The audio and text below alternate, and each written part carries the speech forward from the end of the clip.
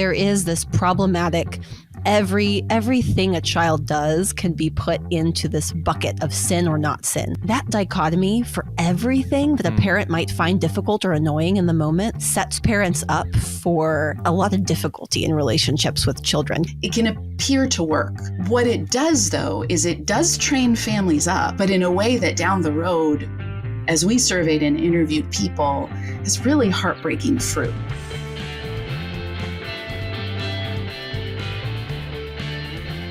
Hello, friends. Welcome back to another episode of Theology. My guests today are Marissa Burt and Kelsey McGinniss. Marissa has an MTH from Columbia International University. She is a novelist, editor, pastor's wife, and mother of 6. She co-hosts the At Home with the Lectionary podcast.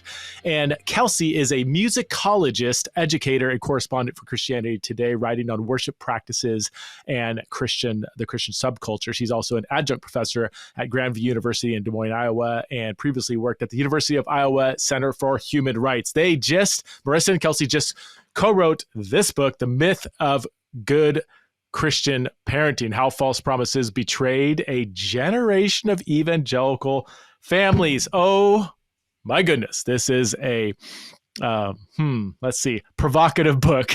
It's one of those books like you kind of can't put down, and I would highly, highly recommend reading it. That's the topic of our conversation, looking at what they call the Christian parenting empire, beginning in the 70s, continuing on through today. So this was a very informative podcast conversation. Oh my goodness. If you're a parent of especially younger kids or a future parent of younger kids, I think you're going to learn a lot. And if you're a parent of older kids and you often wonder, did I parent my kids well? you might learn a few things. I know I did. So yeah, this is a great book. We also had a extra innings conversation about spanking, corporeal punishment. So if you want to get access to that extra innings conversation, you have to go to patreon.com/theology and the raw. So please welcome to the show for the first time, the one and only Marissa and Kelsey. Kelsey and Marissa, thank you so much for being guests on Theology Raw. Very, very excited about your book. I'm going to hold it up one more time. The Myth of Good Christian Parenting. As I told you offline, when this came across my desk, I get many books that come across my desk, and it takes a lot to kind of grab my attention. I'm like, oh, here's another one. Here's another. And this one's like, oh, wow, I need to check this one out. So you got me hooked. Good job on the title and book cover.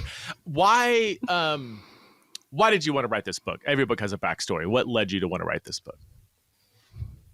Marissa, I'll let you go first. Okay, sure. Thanks so much for having us. We're thrilled to join you. So this book, I think, is a long overdue conversation. And it kind of came about from different angles for both of us. We connected online. But before that, I had been working on a novel set in the stay-at-home daughter movement in the Dominionist corner of Christianity. So I'd been doing a lot of research there. This combined with pastoral ministry. My husband's a priest, and we've been in parish ministry for about 2 decades. So had seen and heard a lot of people's stories in the pews, particularly people coming out of evangelicalism. And those things together, in a moment of Church 2 conversations where survivors were coming forward and saying, this is what I've experienced in the church family. This is the pain and suffering I've experienced there, and seeing the church's kind of fragility and inability to respond to the people expressing injury. All those 3 things combined to make me begin to think about how distorted theology has practical impact in the family life and in its scales and in the church family. And so within that, I kind of had questions about some of this parenting, family life teaching that you really don't revisit after you read it in the early years of parenting or the intense years of parenting. And so one day on Twitter, a friend of mine asked, if you had all the time in the world, what's one book you could write? And so I threw out a tweet with this general idea of this book, like examining Christian parenting teaching, looking at the underlying theology, considering how that formed people. And the response was immediate. It was very much like, I would read that, please write that. Yes, we need that. And as I dug a little more, I thought, no one has started this conversation in book form yet. You know, there are people talking about it, but so that was the beginning of an idea. And then I heard from Kelsey. Were you guys friends before or? No. Oh, no way. Okay. So Kelsey. This is like one of the few stories of like good things happening on the internet. Happy Twitter. So talking to each other who don't know each other. No, I saw Marissa's tweet. What are we calling them now that it's sex? I don't know. I still call it a tweet. Yeah. It's Twitter. Anyway. I don't know. But I saw that. And so years prior, so my oldest is now 8 years old. But when she was around 1, my husband and I started reading parenting books for the first time. Because when you have a toddler who starts to talk to you, you're, I want to figure out how to connect with this person and what to do with this person's opinions and ideas and all of that. And so I revisited some of the books that my parents had used. You know, I have a great relationship with my parents. I'm still in church communities. I thought, okay, that's where I'm going to go look. And I picked up Shepherding a Child's Heart by Ted Tripp, which is still a very popular book, very much in circulation. Churches still use it for parenting workshops. Mm-hmm. And I was just troubled because I found myself not sure what to do with this language about sin nature compared to language I was hearing from other places about things like developmentally appropriate behavior and children not being able to self-regulate. And I did not know how to reconcile this information with what I was getting from the Christian parenting books. They just seemed to live in two entirely different worlds with nobody in between. And so I found myself feeling really stuck. And my husband and I are both academics. So we started taking these parenting books like Shepherding a Child's Heart and writing notes in the margins and even like outlining, like, should we do a podcast? I mean, like just all this, trying to process this information. What do we do with this? And, then we just kind of let that go. I felt like I was not the person to write something about that. I'm a historian, a music historian at that. I'm not a theologian. And then, you know, years later, I'm writing for Christianity Today, covering Christian media a bit more broadly and starting to look into Christian subculture as an area of inquiry myself. And that's when I came across Marissa and thought, hey, let's revisit this idea, because I feel like I have some better footing, some better things to say about it. And I feel like I could say the things maybe I want to say with the help of someone with more theological training. And so we both brought our own expertise and experience to this book. I have a PhD in music history and write about worship practices in the church broadly. So I have that kind of historical, cultural history training, and she brings the theological piece. We can, gosh, okay. That's a whole nother conversation I want to have. But you dangled a shiny object in front of me. I'm not gonna chase it. I promise. I'm gonna try not to chase it. So you mentioned Shepherding a Child's Heart. So I mentioned to Marissa, I'm not sure if you were on yet, but like I've grew up in what you guys call the Christian parenting empire, that environment. The Ezos, Dobson, that whole world, you know, so your standard, like everything you're talking about here, I'm like, that's the world I grew up in. I read like half of a parenting book. Okay. But it was Shepherding a Child's Heart. Now I would love your feedback on this, because having breathed the air of, even like the Perlmans, I don't know if you guys deal the Perlmans, the Pearls. Okay. Yeah. Ezo, Pearls, first time obedience, that very just like authoritarian style parenting, like that was the era I was breathing. This is like early 2000s. And I was like, and I didn't drink that punch, but I was sipping on it. You know, I was kind of like, but I was like, some things don't feel right. It just doesn't feel. And then I read Shepherding a Child's Heart, and coming from that context, I found it, and granted, this is 20 years ago, I was like, this feels so much better. I was like, oh yeah, like get to the heart. Don't just demand obedience, whatever. And I can't even, if you asked me to summarize the book, I wouldn't be able to. So what are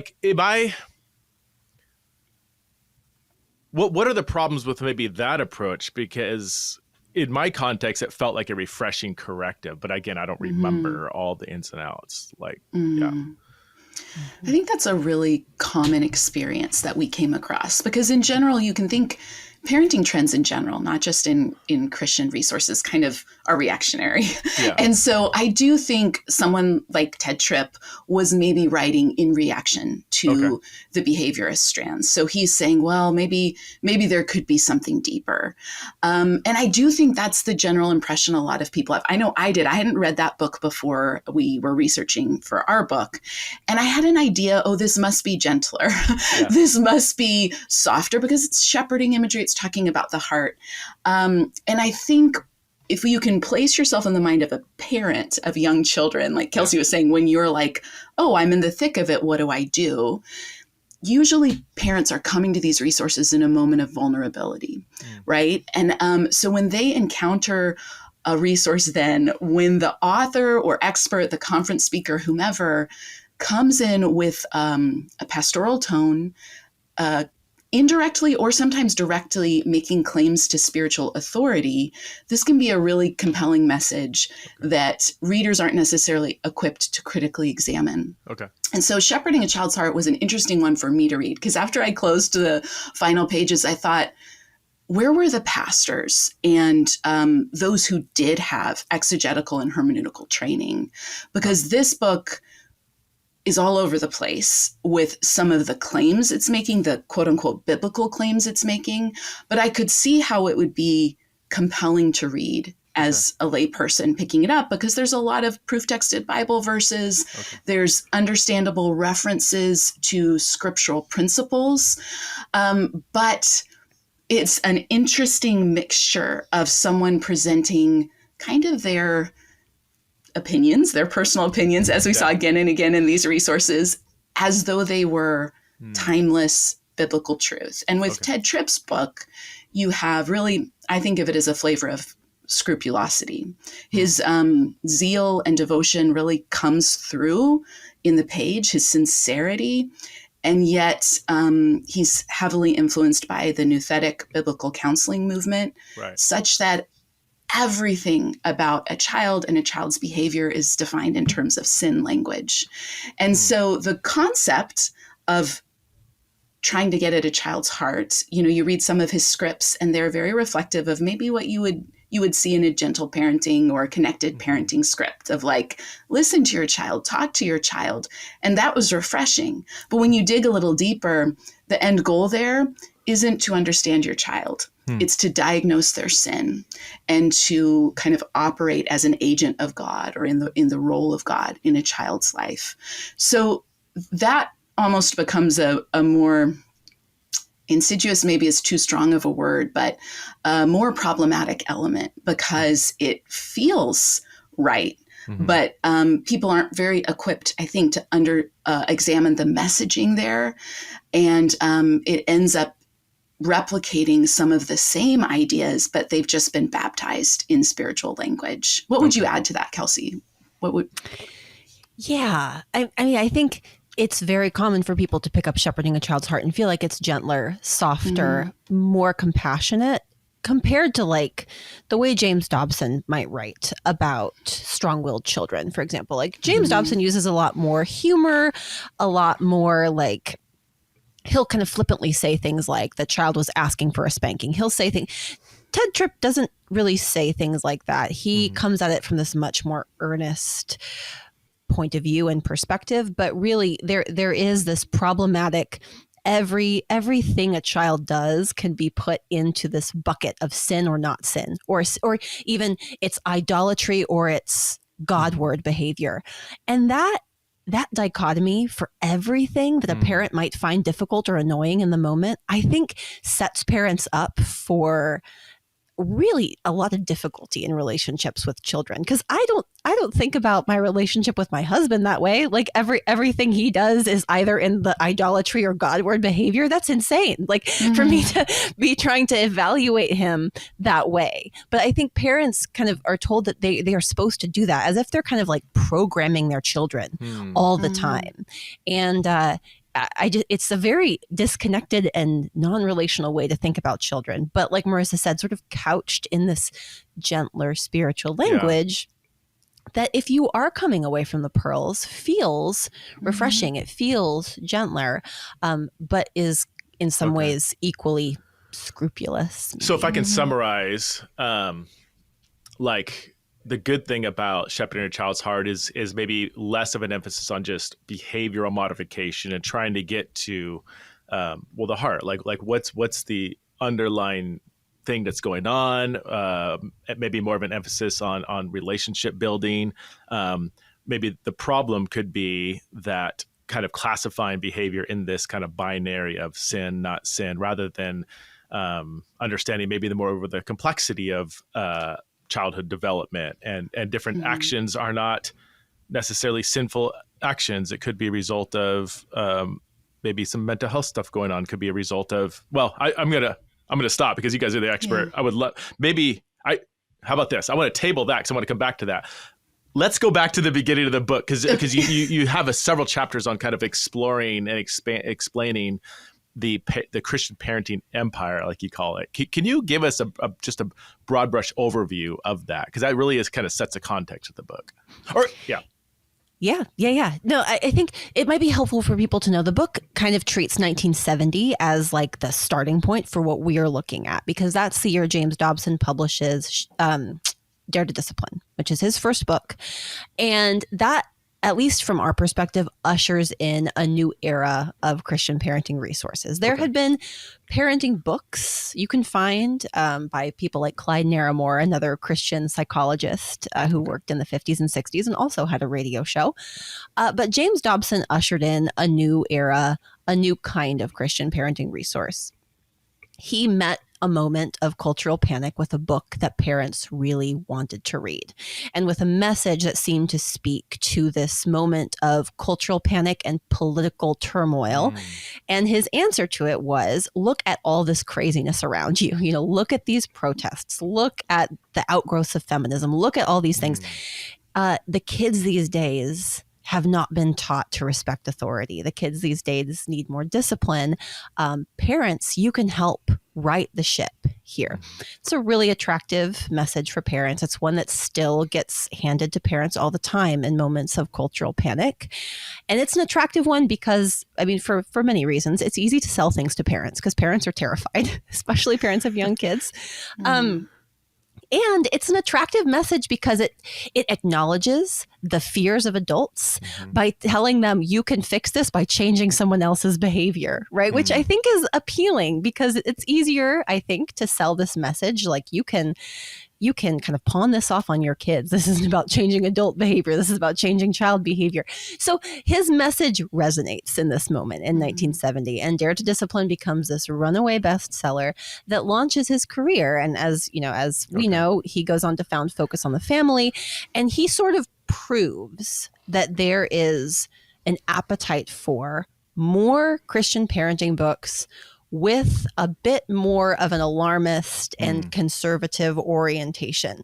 If you go and look at books written in the 60s about Christian parenting, a lot of them are just kind of boring. Like they're sort of Christian family life books. And they're just a little bit more like, here's maybe something you should consider. Maybe a little bit in the tone of like a Dr. Spock, like trust yourself, you know more than you think you do. James Dobson is, no, you don't know more than you think you do. Look at the parents have destroyed this. We have to right the ship of American culture. And he helped prove that there was an appetite for that. So in the 70s, you start to see the proliferation of more and more Christian parenting books. Larry Christensen's book, The Christian Family, comes out the same year. James Dobson continues publishing more and more books like The Strong-Willed Child, Found's Focus on the Family. And you start seeing more and more individuals writing books, making video series, showing up on Focus on the Family's broadcasts. There's this whole now thriving ecosystem of writers, pastors, speakers, teachers using mass media to speak to parents and answer some of their fears and provide lots of different kinds of advice based on lots of different kinds of ideas and experiences with very little accountability. From an entrepreneurial perspective, James Dobson was brilliant, right? Absolutely. Absolutely brilliant. Absolutely brilliant. And he tried out different messages. He was kind of on the speaking circuit in grad school in the late 60s and kind of realized that people, when he talked about discipline, people kind of sat up and were like, tell us more. And he absolutely capitalized on that. So and I it was. was going to say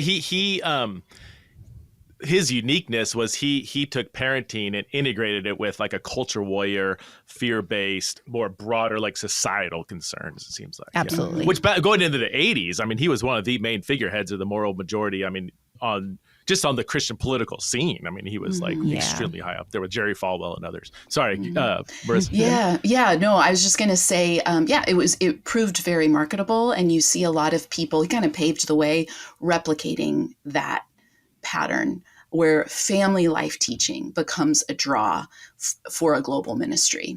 And people at the Ezos did this. Yeah. Doug Wilson has done this to some extent. Others do this. Now Christian influencers do this. They kind of build a brand around family life teaching, marriage, and parenting teaching. And around the 70s, the early 70s and the 80s, you also have a couple other ingredients that contribute to the self-help nature of this. You have the Nouthetic movement, like I mentioned with Jay Adams, the biblical counseling movement, this idea that the Bible is the instruction manual for life. So there's going to be an explicitly Christian way to order your life. So many resources to that end. You have the rise of complementarianism that also is pushing back against cultural changes and is saying there is a godly order in the home. And we need to get back to that godly order in the home.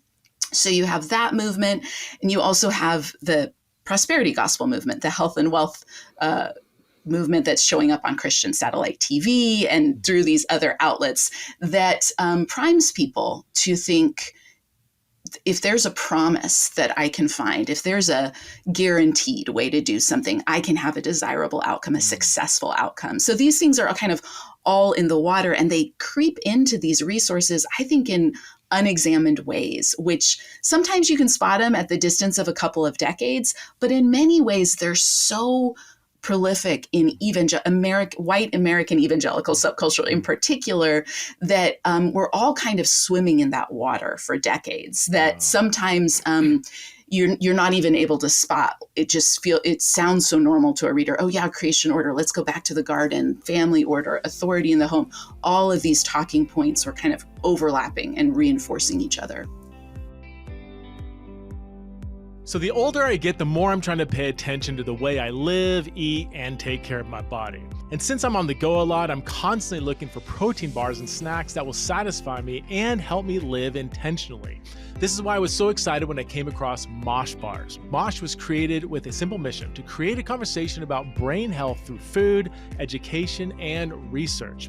So Mosh joined forces with the world's top scientists and functional nutritionists to go beyond your average protein bar. Each Mosh bar is made with ingredients that actually support brain health, like ashwagandha, lion's mane, collagen, and omega-3s. Plus, Mosh donates a portion of all proceeds from your order to fund gender-based brain health research through the Women's Alzheimer's Movement. Head over to moshlife.com/theology to save 20% off, plus free shipping on the bestsellers trial pack or the new plant-based trial pack. Okay, so that's 20% off plus free shipping on either the bestsellers trial pack or the plant-based trial pack at moshlife.com/theology. Thank you, Mosh, for sponsoring this episode. Everything you're saying, some of it sounds like, well, that sounds not bad, going to the Bible to, for how to live your life and everything, and ordering the family, and like, I wouldn't want like a chaotic family that's just, just kids running around yelling and screaming, and there's no kind of like concern for good behavior. At the same time, I don't want just behavior modification. So can you help us? Like, I don't like the term balance. I don't know. People use that all the time. But like, what are the pros and cons there? Like, how do we sort out kind of bad forms of what you're talking about, but also maybe preserve some of the good things and all of that? Yeah. Or is that the $1 million question? Well, so I think in these resources, those talking points that Marissa just listed, there's order in the family. Yeah. It takes something that seems on the surface benign and even good, and then offers methods to get there that are not particularly biblical, in some cases are abusive, or just sort of ideas that are based solely on someone's experience and sold as biblical and timeless. James Dobson's idea of what order ought to look like, his messages about order, I think rhyme a little bit more with like Nixon's law and order message than with any like biblical sense of order that we are told to pursue in our relationships and families. And then what you end up with is resources that place order and parental authority as first principles and instruct parents to use corporal punishment to get there. Okay. One of the few things that we kind of come out and say in our book in terms of advice is that spanking your children is not a biblical mandate, but most of these resources absolutely argue that it is. And so what you're saying is, of course, no one wants a chaotic household where no one listens to each other and there is, just complete nonsense all the time. No one wants that. But what these resources say is God commands that you keep order in your home, parents, and your authority is the first principle here. And God commands you to keep order in your home through these methods. And let me tell you what they are, and let me lay out the way that you're supposed to implement them. And Marissa can probably say more about that.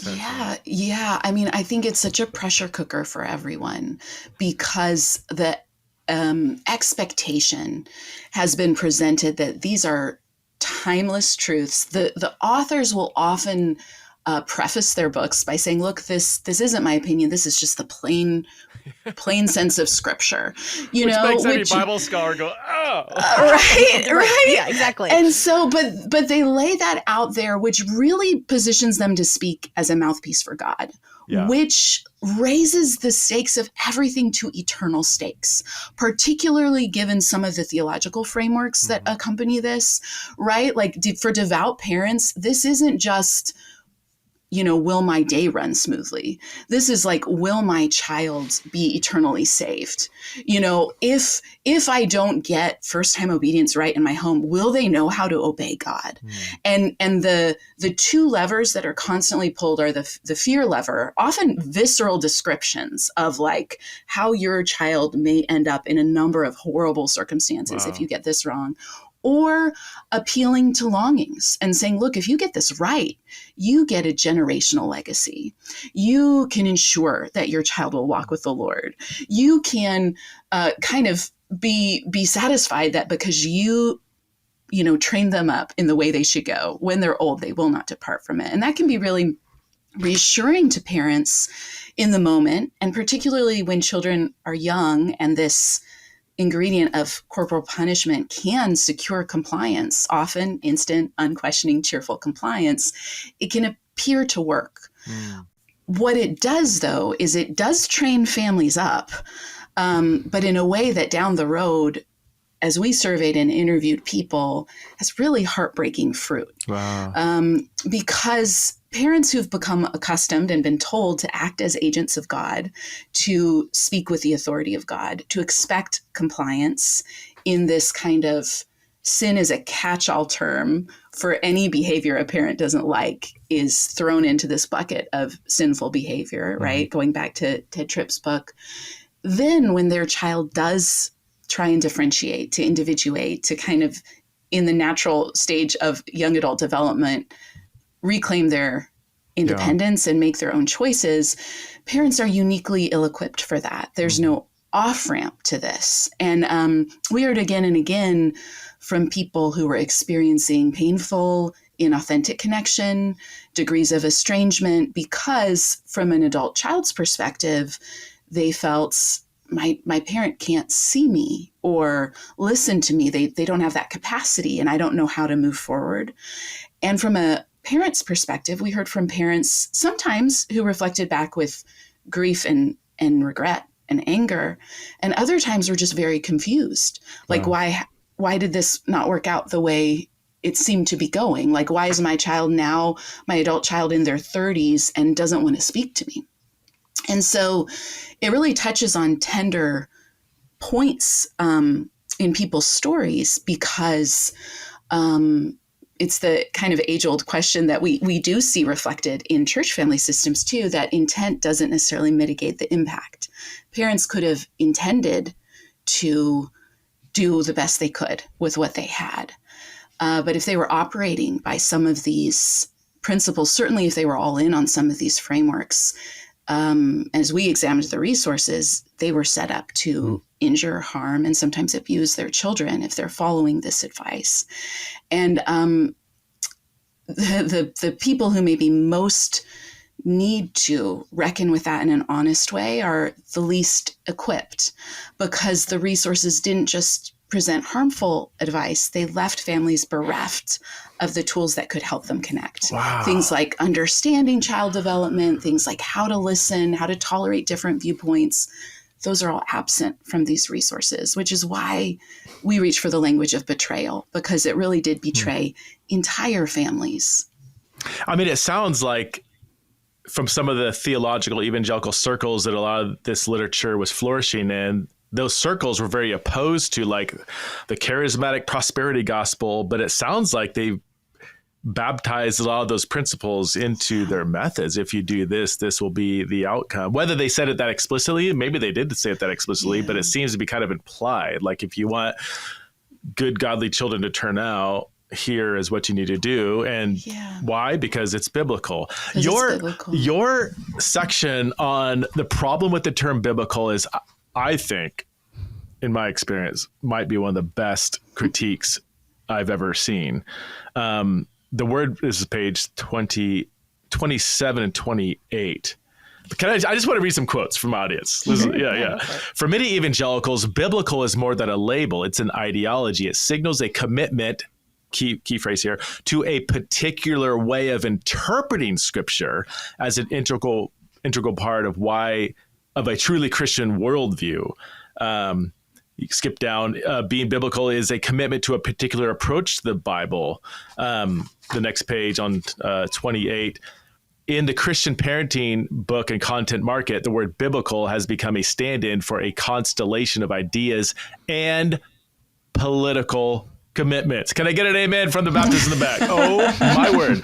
One more phrase. The word biblical signals belief in a particular approach to scripture and a particular posture of countercultural vigilance. To practice, quote, biblical parenting is to be the right kind of parent and the right kind of Christian. So incredibly good. I've steered, I am a Bible guy. I believe in the authority of scripture.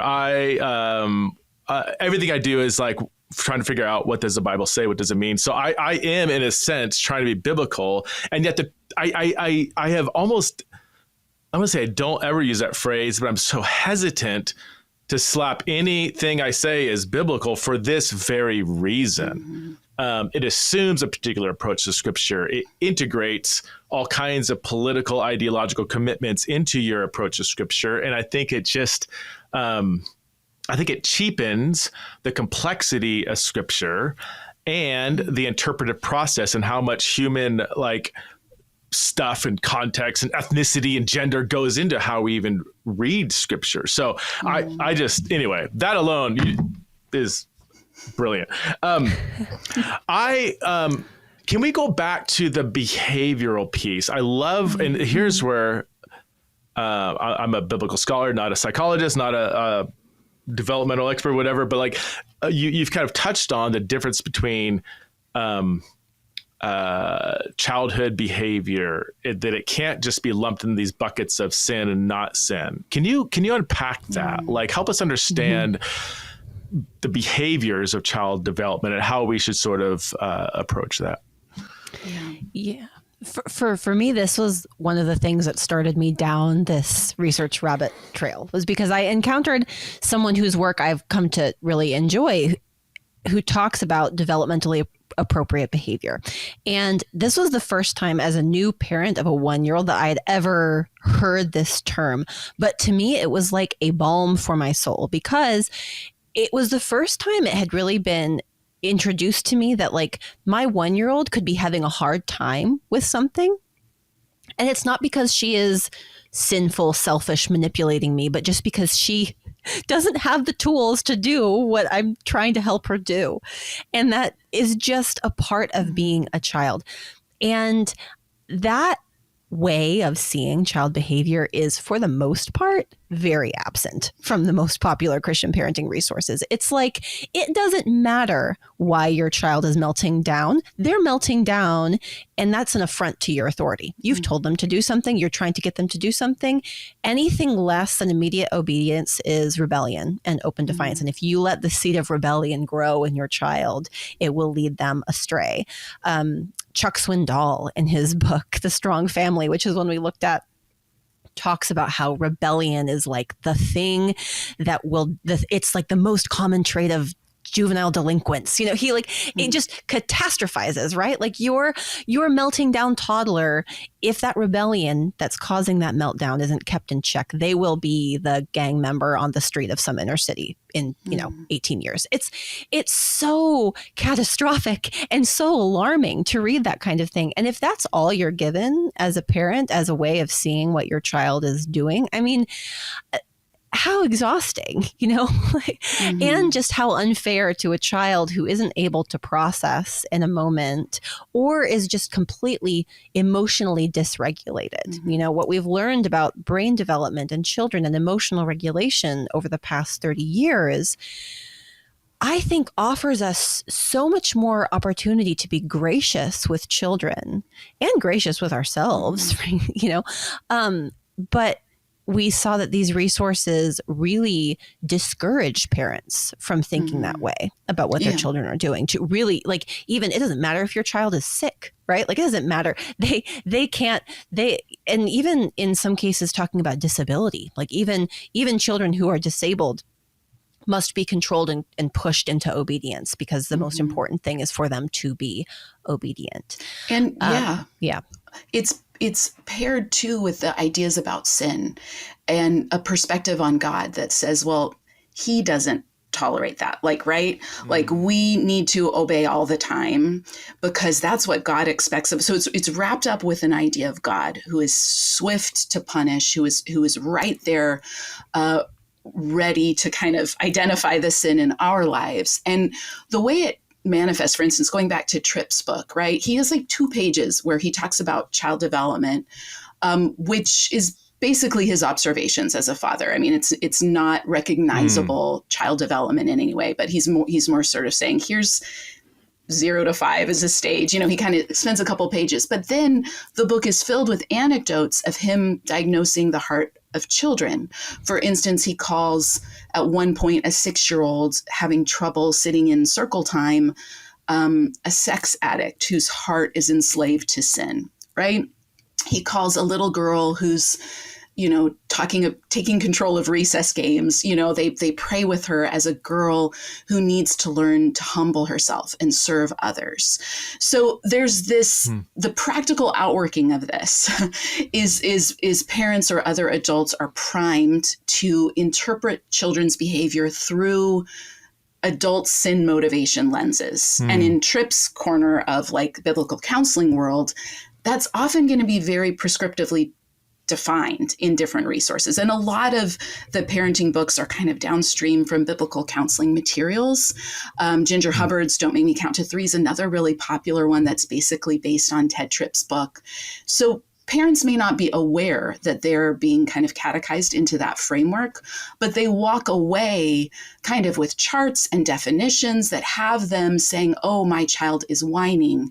That's in opposition to this biblical principle. That's a sin. I need to deal with the sin. And it becomes this very exhausting, scrupulous sin hunt, even though the parent is feeling like, I am discipling my child. Like, this is somehow teaching them the ways of God.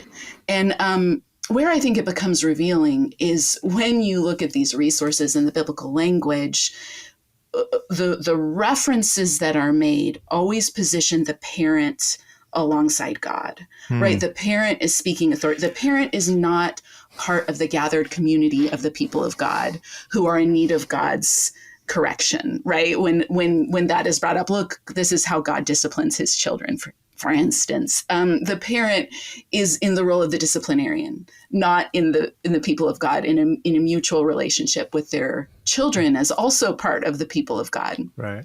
So this hierarchy plays into it, and it unfortunately ends up dehumanizing children. I don't think any of the authors intended to do that. I doubt they did. It's hard to know how to judge their intents and motives. Yeah. But that's one of the downstream effects. And when you combine that with corporal punishment, often written out in very specific ways of like, here are the 7 steps you need to do to spank your child the correct way, or here's the liturgy. We call it liturgized spanking in our book. Here's the liturgy you need to follow that's going to turn this practice from behavioral hitting into godly spanking. Like when you combine that with all the other kind of eternal stakes and the sin management and the parent needing to preserve their authority, it is a recipe for abuse. Not that that is where it landed for every family. I think in every family, how this played out is as unique as each individual family. But you throw that together with the naturally triggering reality of intense seasons of parenting. And this is a really, really dangerous and irresponsible framework to be giving to parents as well. I want to return later to the spank. I want to actually spend some time really digging into that because I have lots of questions about that. The Exiles in Babylon Conference is back April 30th to May 2nd, 2026 in Minneapolis, Minnesota. Oh my word, this is going to be an incredible conference. Listen to some of the topics and speakers. We got Shane Claiborne and Dr. Paul Copan. They're going to engage in a dialogical debate about Christians and war. Doctors Sandy Richter and Peter Enns are also having a dialogical debate about the question, is the Bible historically reliable? We're also going to discuss the gospel and immigration with Matthew Sorens and Liliana Reza from World Relief. We're also talking about the gospel and mental health. We're planning, in addition to all this, a pre-conference on AI and the church. So yeah, we're going to tackle all the easy topics. Street Hymns is going to be there again, and Jason and Tanika Wyatt will lead us in worship. We're going to have breakout sessions, after parties, and of course, a special gathering for the Theology in the Raw community. Check it out at theologyintheraw.com. And we also have early bird registrations, where you can get a discount on your ticket. That's theologyintheraw.com. I cannot wait for this conference, and I hope to see you there. Am I right to identify kind of two common underlying, assumptions or foundations to a lot of what you're identifying as problematic? Number one, it sounds like the nouthetic biblical counseling kind of approach is one. That was what I was raised in and groomed in. I took all the classes. I'll maybe come back to that. But the second one, it sounds like theologically, are all of these approaches coming from more reformed, Calvinistic, total depravity kind of view of human nature, or is it more theologically diverse than that? And am I right to identify those two strands as a very common kind of assumptions that go into these parenting approaches? Yeah. In ways that are kind of surprising, I think.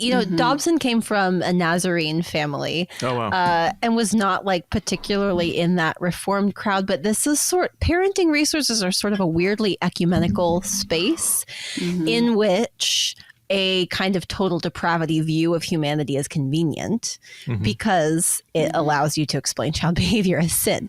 So even people who you might not expect to be totally committed to that as a theological framework end up appealing to it because it is a useful one that is a bit more certain than what you find when you go digging in sort of the historical view of sin nature and children.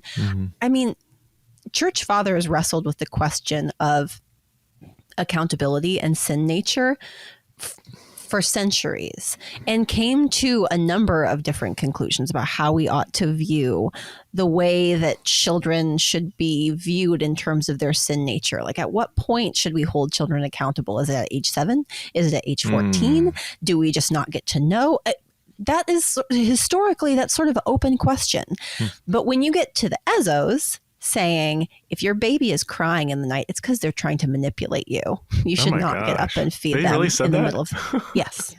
Yes. They're trying to manipulate you. That's a brilliant 2-year-old you got there, man. How can I get my princess? Right. But it is, so it's convenient. The belief in total depravity is very convenient there. Yeah. So even if these aren't people who would really go to bat for that, theologically speaking, it ends up just kind of working its way in here. So you do have very reformed camp people like, Ted Tripp would be one of those.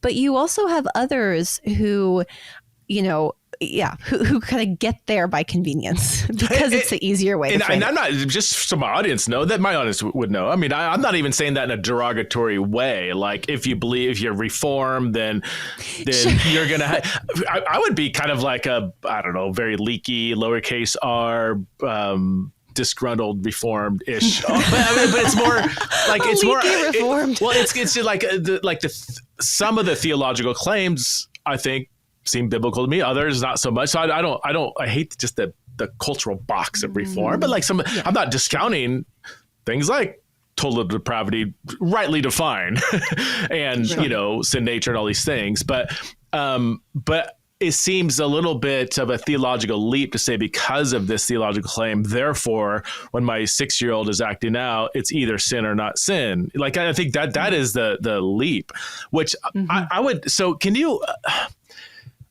Even with examples, I would love to understand, and this is like a really genuine question, because I want to know the answer.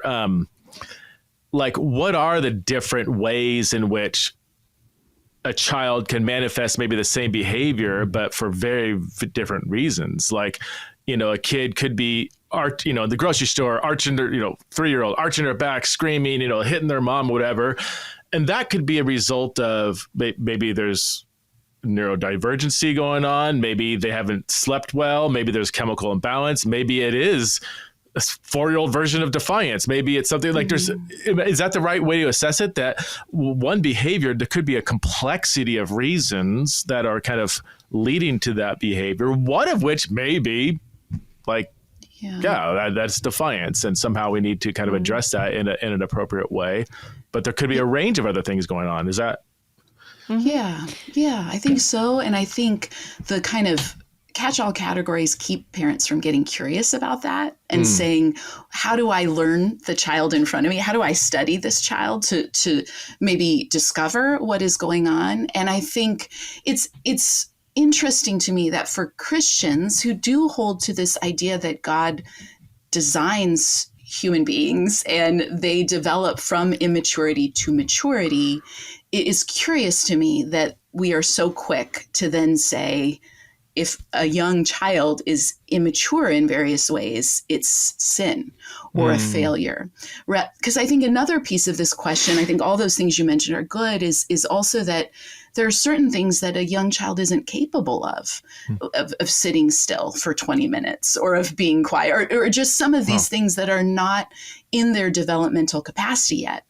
And, sometimes, a lot of times people ask us for recommendations. They're like, great, it's great you're pulling these things apart. What do you recommend? And we try and not do a lot of that because we don't want to position ourselves the way so many well-intentioned people do to make their own experience normative. But one thing that I think would really serve Christians well would be to get a basic child development textbook or something of this nature. We heard from a number of parents who it wasn't until they went through like trainings for foster care or adoption that they even ever heard about child development stages. They had never heard that growing up in Christian spaces. And that's such a loss. That's a sad thing to think of so many people looking at, a child melting down and thinking defiance or sin when maybe a host of things could be going on, or it could just be that, in a year, that child will be able to handle the stimulation of the grocery store. But at that age, they're not able to yet. It could be something as simple as that. But these frameworks keep people thinking, who sinned here? This child or me, who's done that? Right, exactly. Yeah, who sinned that this is so hard? It's like one of the, I think that's such a a question that parents are asking themselves. Is it me sinning? Is it my child? And I think like in those moments too, like in the grocery store, when a parent like wants to know, like, is this a sin problem or a development problem? I think part of acknowledging that children are whole people and autonomous individuals is sometimes we don't get to know. Like, I don't have access to my child's inner life. And in fact, I don't have access to my child's interactions with God. Like, I have to believe that God meets my child, that God is present to my child. And I don't always have access and I don't always get to know. And even if I did, how would that change what I do in response? Like, I think that's maybe an uncomfortable question, because I think sometimes with these resources, they want to help parents answer that question. It's sin, so you can spank your child, or it's sin, so you can come down hard on your child, or it's sin, so you are justified in being really angry. It's like it provides a safe place for that parental frustration to land, and parents feel justified in saying, this is so hard.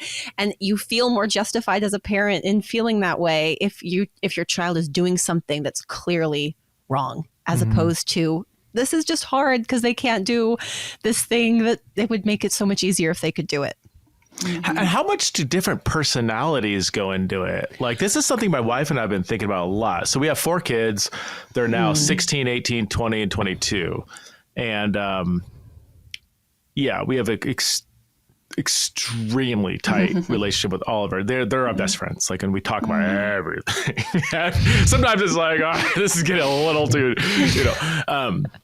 but looking back, like, they were so different as kids, and our parenting methods were the same and not always good. We'll get to that later. But like, for instance, like and I'm not going to out my kids or whatever, just in case they want me talking about them on the air, so I'll leave the names out of it. But like one of my kids, I remember when they were really little, we would go hiking a lot, travel. We just very, very active. So we had one of those baby backpacks, which were just brilliant. Those are amazing, And one of my kids, man, they could sit in there for maybe 15 minutes and they were done. In a car, they would, if we didn't stop every 20 minutes, there was like meltdown. It was like just this like a lot of activity going on, and just and then I think of another kid, and they could sit in the backpack for hours, just chilling, just chilling.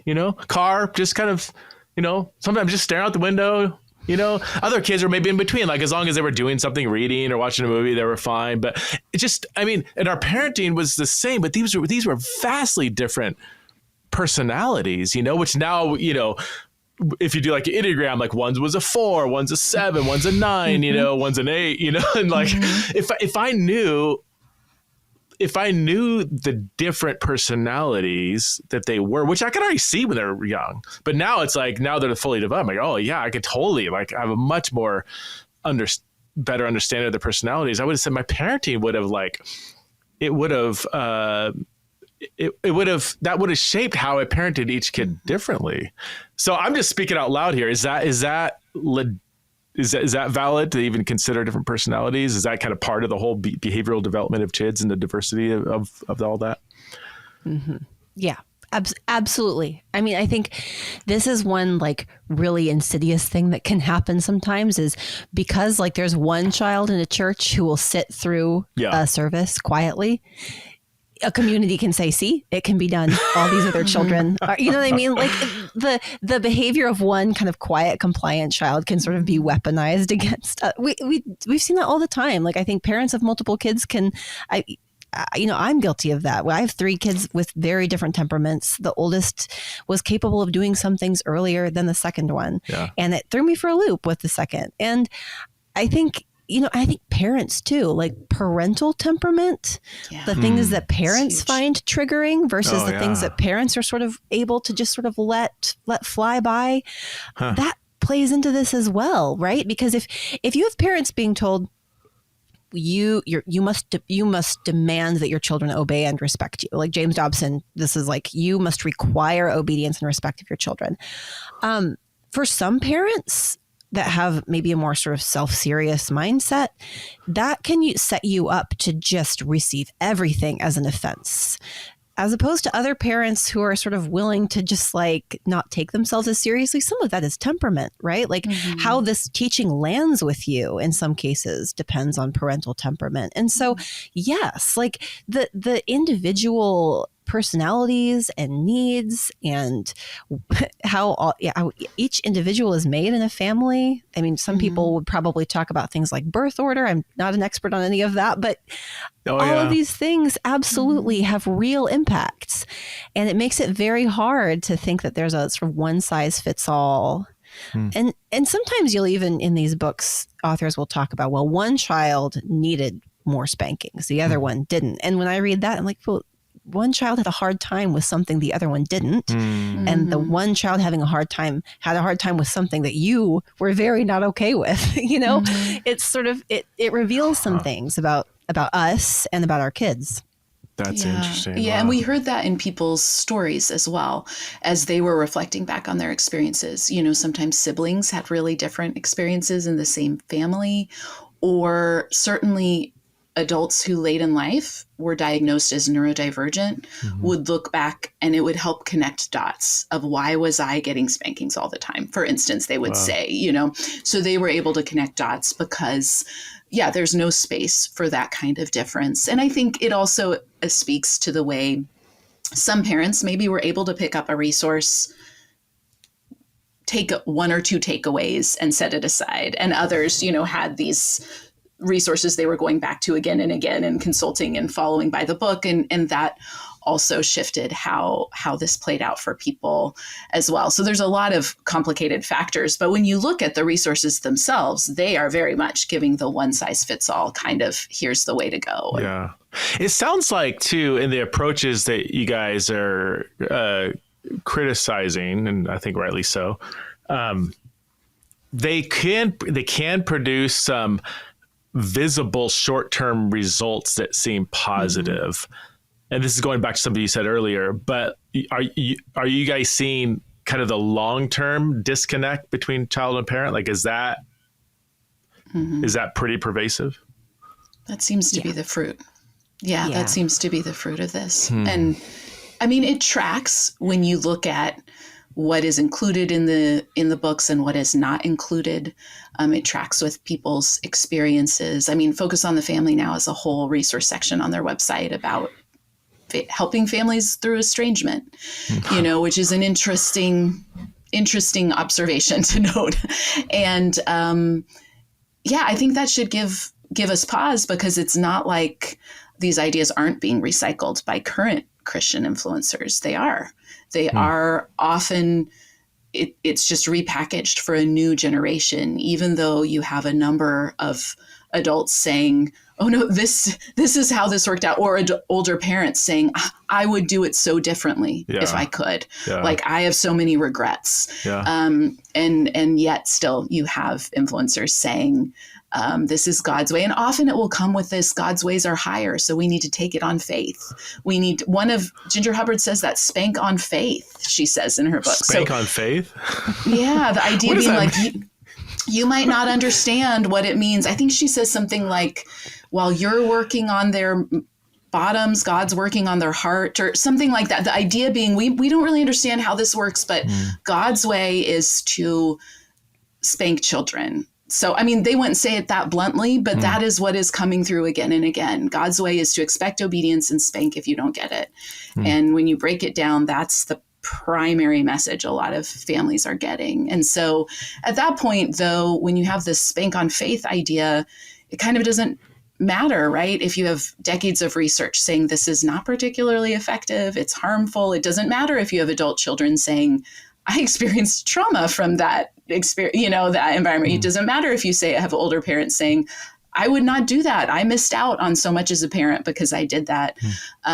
Because you have this idea, well, God's ways are higher. So just if you do it right, trust that it will turn out okay. Even if your intuition, the data, other people, all these markers are telling you red flag, you override that because you want to obey God, because it scales there as well. Okay, so you guys are itching to get into the spanking conversation, I can tell. So why don't we go there? But I'm going to move this into the extra innings portion of this episode that will be for a limited group of people. If you want to access the extra innings, you have to go to patreon.com/theology and get access to this extra innings portion.